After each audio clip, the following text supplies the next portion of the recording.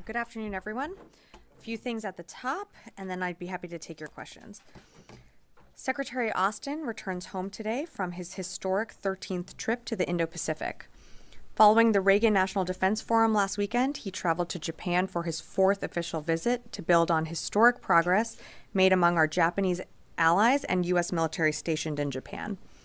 From meeting sailors aboard the USS George Washington to meeting with Prime Minister Ishiba, this final trip was an important opportunity for the Secretary to engage on a wide range of defense activities across the alliance, to include ongoing efforts to upgrade U.S. Forces Japan to a joint force headquarters, marking one of the strongest improvements in our military ties with Japan in 70 years. We have long said that the U.S.-Japan alliance is the cornerstone for peace and security in the Indo-Pacific. And on his final trip to the region, Secretary Austin saw firsthand that the military alliance between the United States and Japan is stronger than ever. Shifting to the Middle East, the department continues to monitor the evolving situation in Syria and will work with our interagency partners and with regional stakeholders, including Jordan, Lebanon, Iraq, Turkey, and Israel. It's in our national security interest that Syria emerges from this dynamic period as a stable, secure, and sovereign state, and that the Syrian people have a say in determining what their future looks like.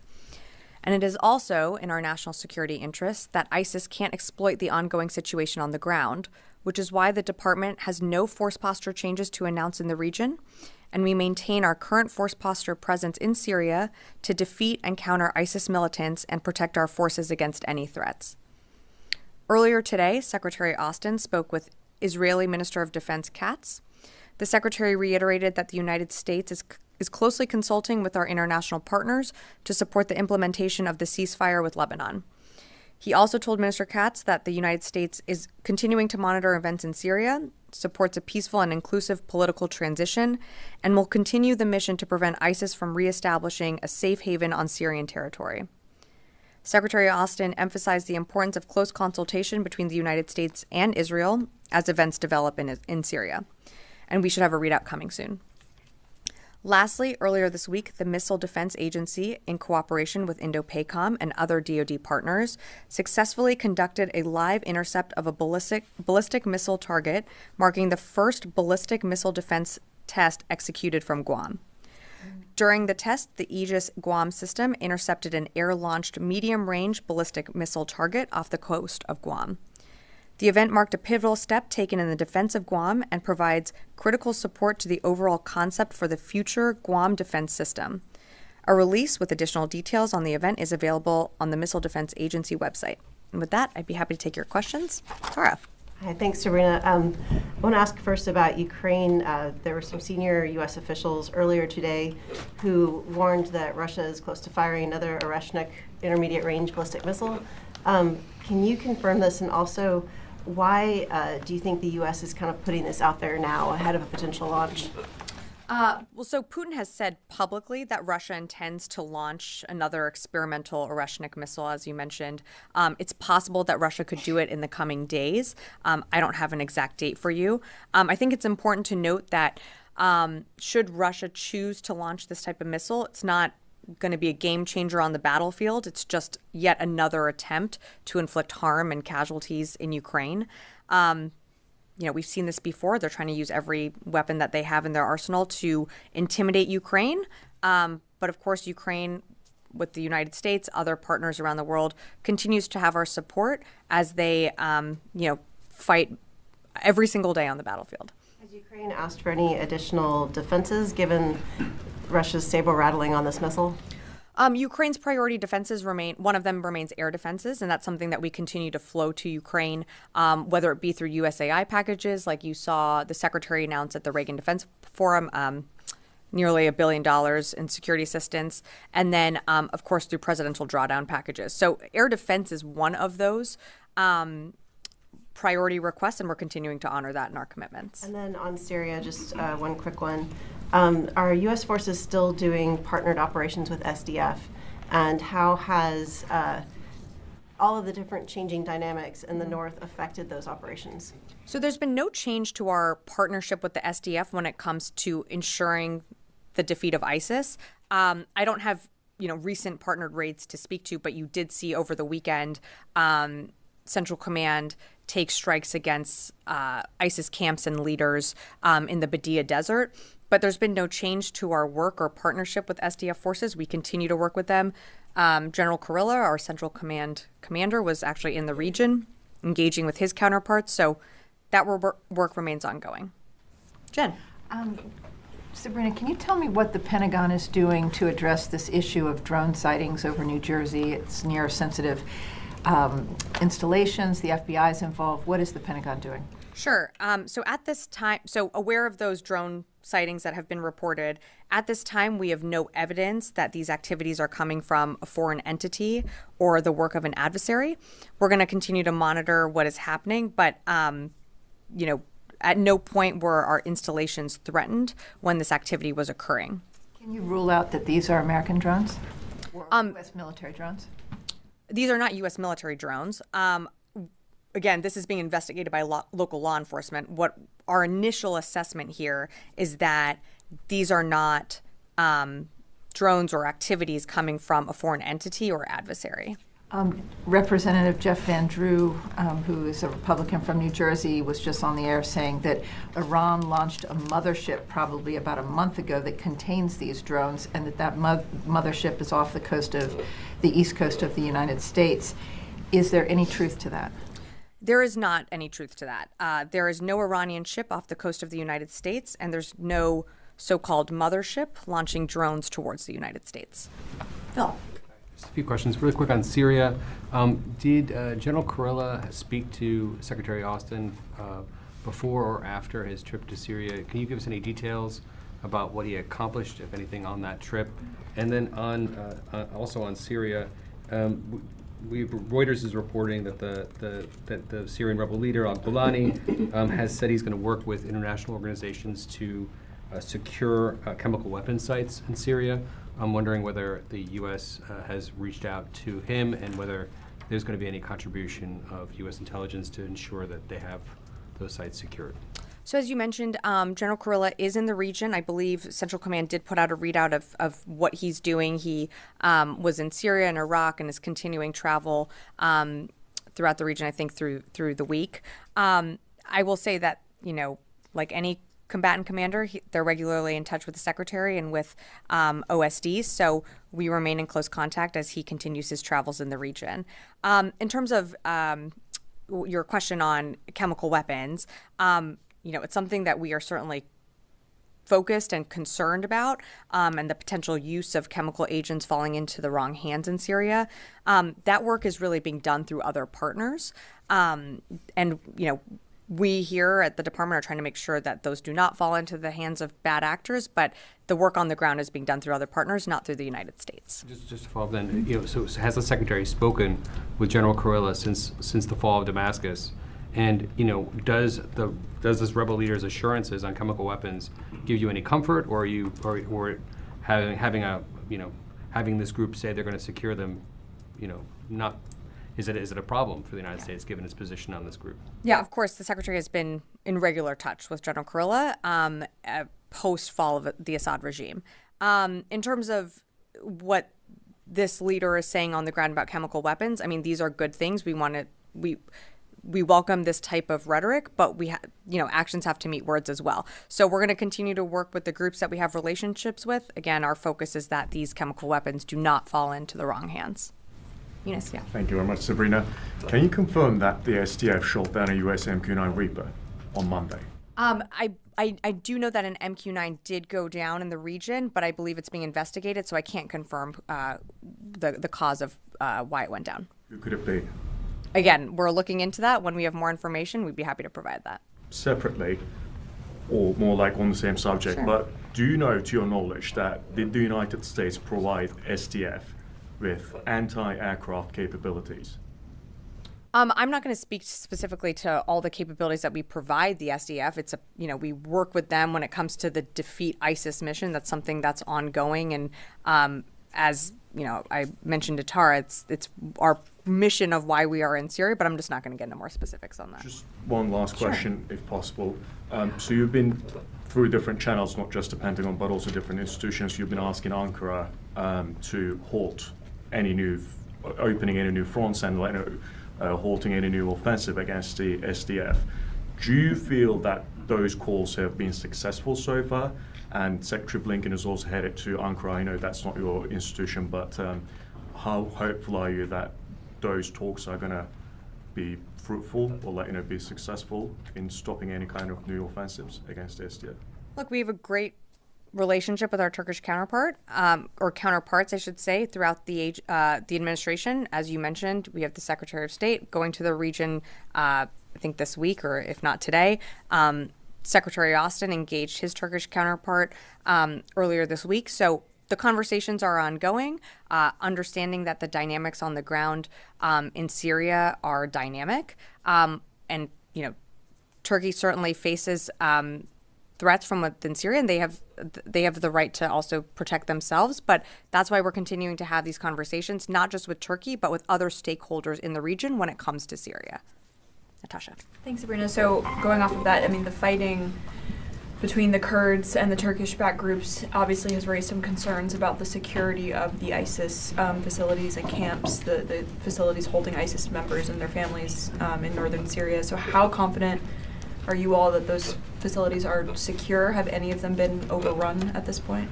Well, the facilities that you're referring to are, they're pretty far apart from where these rebel groups are asserting their power, like in Damascus and the northwestern side. We're in the northeastern part of Syria where those camps are. So those, the prisons remain secure and under SDF control. I'm not tracking anything that's been overrun. All of the prisons remain under SDF control. Yeah. As far as I'm aware, are you about to tell me that I'm incorrect here? No, when it comes to the Defeat ISIS mission, that is enduring. That's something that we're continuing to work with SDF. Those prisons remain in control. Constantine. Thanks, Sabrina. So going back to the drone that was shot down. So on Monday, you said that you guys aren't working on a formal deconfliction channel with HTS, the folks running the show in Damascus. Does this incident put more urgency behind having some sort of formal communication channel? Well, we're working through groups and partners that do have relationships with HTS. So we have ways of communicating messages. Again, of course, we want to work towards any deconfliction, especially our number one priority, and I think the Secretary spoke to this earlier today, is U.S. forces in the region, and then to ensure that enduring defeat of ISIS, which is the mission set of why U.S. forces are in Syria. But again, we have ways of communicating with HTS through different back channels, just not going to go beyond that. Pivoting slightly then, would it be fair to say that this incident underscores sort of the chaotic nature of the situation in Syria and that U.S. assets and troops are in greater danger now than they were before the fall of Damascus? No, I wouldn't say that. I think it's an ever-changing, ongoing, dynamic situation that's happening in Syria. You just had a regime change and completely toppled. Of course, that presents, as we've said, great opportunity and also great risk. But when it comes to U.S. force posture in the region, there's been no change to our force posture. Our forces, General Kurilla was just in the region. We're going to do everything that we need to protect our forces there and to ensure that a terrorist group like ISIS doesn't take advantage of this moment and seek to move back into that, to the Damascus area and remain in a place where they are significantly degraded and diminished. And that remains our focus. So just to be clear, Sure. The downing of the drone is not an indication that U.S. forces are under greater danger than they. I would not look into it like that. Janie. Thank you, Sabrina. Excuse me. A couple of occasions on South Korea, United States, and North Korea. Is the Defense Secretary Austin canceling his visit to South Korea due to chaos of the lack of a counterpart? I think we spoke to this, Janie. The Secretary did postpone his visit to the Republic of Korea, just given recent events. Again, he continued to the region. The ROC remains we have an incredible relationship with our counterparts there, and that's going to endure.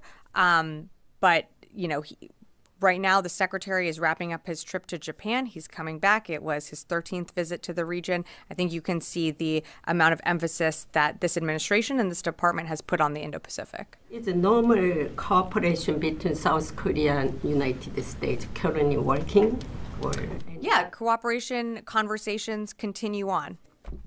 North Korea, there is possibility that North Korea may misjudge due to the current chaotic situation in South Korea. What kind of preparation does the United States ally have for such a eventuality? Well, I think, and you've certainly seen, there's an ongoing democratic political process that's playing out in the Republic of Korea. Certainly wouldn't want any actor to take advantage of that. We have to let that process play out. What we're focused on and what the secretary has emphasized is the deepening of cooperation between Japan, between the ROC, between other Indo-Pacific partners, which is why you saw the secretary embark and return from his 13th visit to the region. Yeah. Thank you, Sabrina. You always mention that you are supporting the SDF against any ISIS threat in the region. Now all the other parties, the opposition forces, are against Daesh, and they fought Daesh in the past years. Now there were some clashes in Manbij, and the SDF retreated from there, saying that the U.S. mediated for them. Who did you mediate with, and what would be your position in the future in any other confrontation between any other group with the SDF? So I'm sorry, what is the question about ISIS, or is it about the Manbij region? It's the Manbij region, since the SDF and the forces there were not fighting Daesh or ISIS. They were fighting actually infighting between these two groups on Manbij. So they retreated with saying that the U.S. mediated in their behalf. So what would be your position in the future in similar situations when SDF comes and fronts some other Syrian groups, not ISIS? So, there's a number of stakeholders in the region. We continue to work with our Turkish counterparts to, urge for any de-escalation or confrontation in that region. Our assessment right now is that SDF is not operating in the Manbij area. We're focused on the mission, which is why we are in Syria, to continue that enduring defeat of ISIS.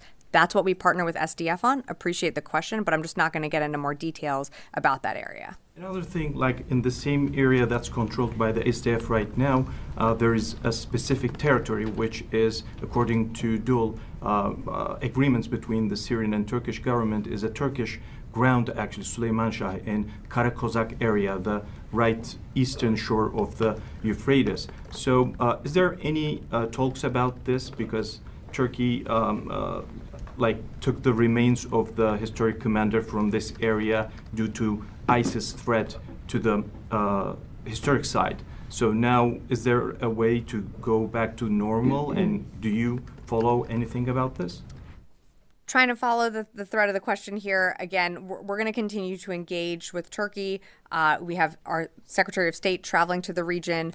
General Kurilla is in the region. These are ongoing conversations, and of course, we understand the threats that Turkey faces, and our partners in the region. I'm just not going to shed more light than what I've said already. Tom. Hiya. Thanks, Sabrina. The readout that you did at the top between Secretary Austin and Minister Katz, you talked about a ceasefire implementation with Lebanon. I don't think you said anything about possibility of new ceasefire talks in Gaza. Sorry? New ceasefire talks for Gaza. Was there I'm sorry. I was just giving a very top-line summary. That's why I said a more fulsome readout is coming. Minister Katz said that there was a discussion of there's a chance at the moment for a new deal that hopefully leads to the release of hostages. The Secretary and Minister Katz did discuss the ongoing situation in Gaza. I mean, the Secretary always impresses upon his counterpart the need for a ceasefire. One of the things that this administration continues to push for is the release of hostages. We still have Americans that are held hostage. Again, we should have a more fulsome readout coming. But one of the other things that the Secretary also emphasized is the need to get more humanitarian aid into Gaza. Okay, thanks. And then on the situation in Syria, are there any DoD personnel in any capacity currently in Damascus or any other places where the prisons, involved in any sort of search for Austin Tice or anyone else like that? So there are no DoD personnel. There are only DoD personnel in the areas that we operate, which are part of the continued de-ISIS mission. In terms of Austin Tice, I don't have a U.S. role or military assistance to speak to today. Of course, the ongoing developments in Syria could present an opportunity for us to get more information. What we want to see is him returned home, reunited with his family. But I don't have anything to speak to in terms of a U.S. military role when it comes to Austin Tice. So as the situation evolves, then there could be a role for U.S. or DoD personnel to go in and assist with those. Yeah, today I just don't have any role to speak to, though. Yes. Thank you, Sabrina. On recent Secretary's trip to Japan, could you please elaborate on the development related to discussions on upgrading the alliance command and control? And also, before the presidential transition, does the Pentagon plan to announce any specific direction or decisions on U.S.-Japan command and control issues? I can't speak to future announcements, even though, we still have a few weeks to go before the transition takes place. I'm not aware of any more announcements coming, but I'm not going to rule it out either. In terms of the relationship with Japan and the upgrading of those headquarters, I think you've heard us speak to that and what we're going to do. But that is a phased approach. It's it's going to take some time to continue to upgrade that Joint Force headquarters. Jeff. Thanks very much. Two questions. One, with the airstrikes that CENTCOM and the U.S. carried out against ISIS in central Syria on Sunday, is there any updated assessment of who you hit, what you hit, how badly damaged ISIS is as a result? And then some Syrian Kurdish officials have said that since Golani, HTS, and the other rebels began their campaign and ultimately ousted the Assad regime, that they have seen an uptick in ISIS activity and in ISIS attacks and plotting.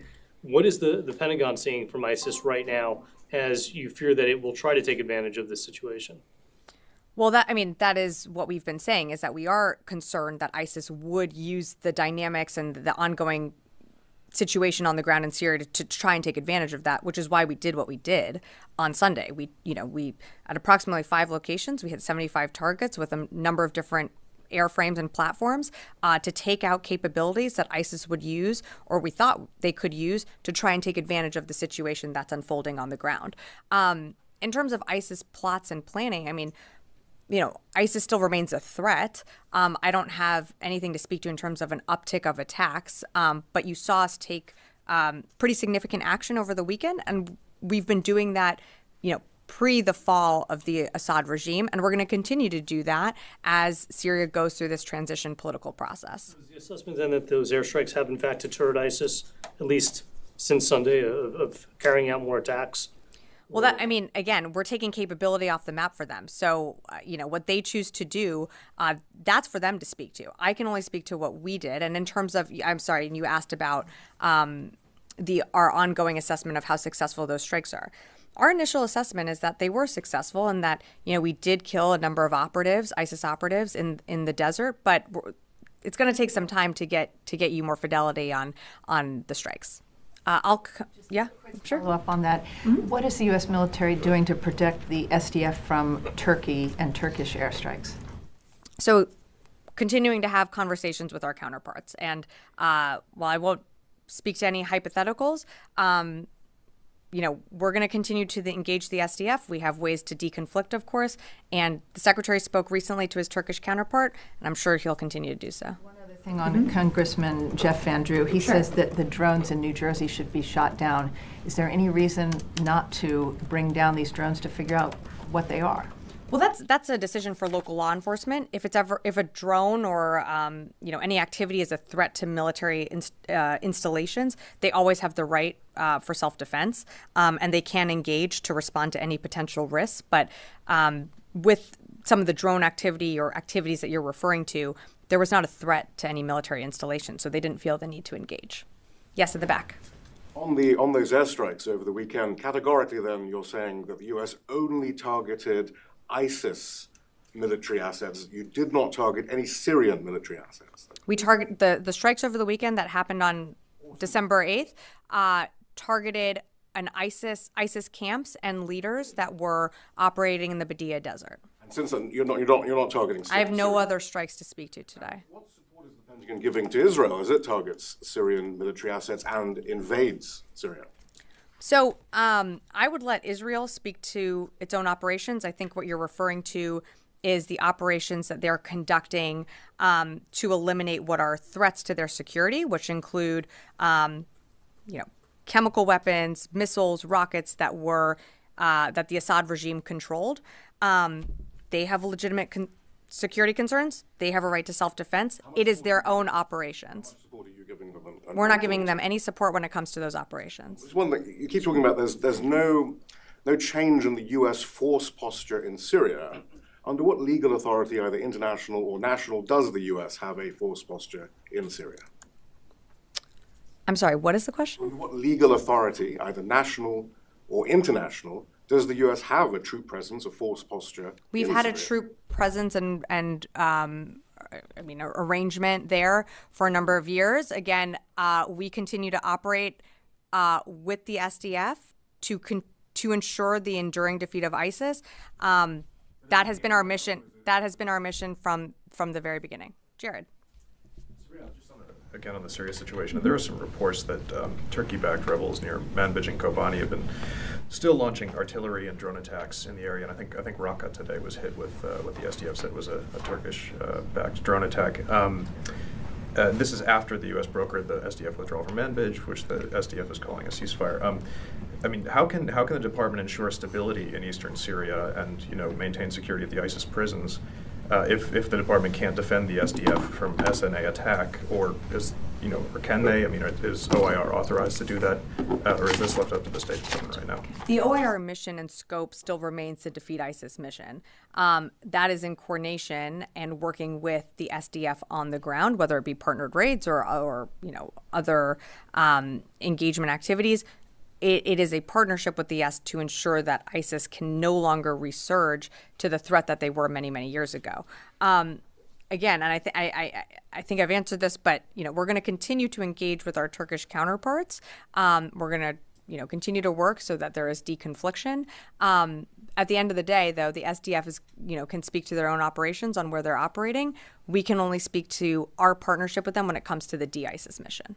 And if I could just follow up, I'm wondering if you can confirm something we reported earlier, that a senior U.S. official told the SDF that the U.S. military cannot protect them if they do not withdraw from Manbij and relocate east of the Euphrates, that the U.S. cannot protect them in that area if they don't do that. Is that true? Yeah, I can't confirm that. I'm not going to speak to an anonymous official's quote.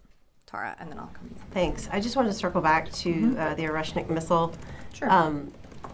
When U.S. officials discussed the potential launching earlier today, and you just discussed it at the podium, is that based on an intelligence assessment, or what's prompting kind of this early warning? Yeah, this was based on an intelligence assessment that it's possible that Russia could use this Oreshnik missile in the coming days, and so they have used this type of capability before. I know you reported on it then. Again, I think the point of us getting out this information is to also ensure that this is not going to be a silver bullet change to the battlefield. The war is going to continue, and our support for Ukraine is going to continue. Does that intelligence include any assessment of what targets it might strike? I'm just not going to be able to give you more details on that. Yes. So commercial satellite photos came out yesterday showing that the Russian Navy vacated their base in Tartus, in addition to their military air base further south. Is there any concern from the building or from y'all that the Russian Navy and the Russian military writ large are going to develop some type of basing rights for those locations? Everything looked pretty intact when they left. Is there a concern that there's going to be a relationship with the Russian Ministry of Defense and the new regime in Syria going forward from the Pentagon? Well, we don't know what the new path forward in Syria looks like. In terms of Russian assets, they just had one of their key political allies ousted. So their presence, their political prowess within the Middle East region is significantly reduced now that Assad is gone. We're seeing Russia consolidate assets, and to your point, some naval vessels leaving that area. Again, it remains to be seen what the path forward is in Syria. that is up for the Syrian people to decide. So I can't speak for what future relationships could look like, only to say that, you know, with the fall of Assad, you know, and Russia being continued to be pulled into this, you know, continuing their fight in Ukraine, I mean, they are clearly at a loss, and they are clearly expending more material, more capability, more people on the battlefield, and losing their, you know, stronghold, which you just saw happen with the Assad regime falling. I mean, but those facilities weren't sabotaged. Those airfields can be used. Those ports can be used. I mean, if it was a full exit, you would expect that you'd want to deny follow-on forces to be able to use those. Well, you'd have to ask the Russians why they're doing what they're doing. I mean, what we're seeing is a consolidation of assets, including, you know, some Russian forces leaving Syria. What they're doing with their facilities and bases, that's for them to speak to. Yeah. Thank you, madam. Two quick questions. One, this is a Human Rights Week in Washington or around the globe. When U.S. military withdrew from Afghanistan, some agreements were made, promises were made by the Taliban to the U.S. and to the U.S. military, but they are not standing up because especially against women.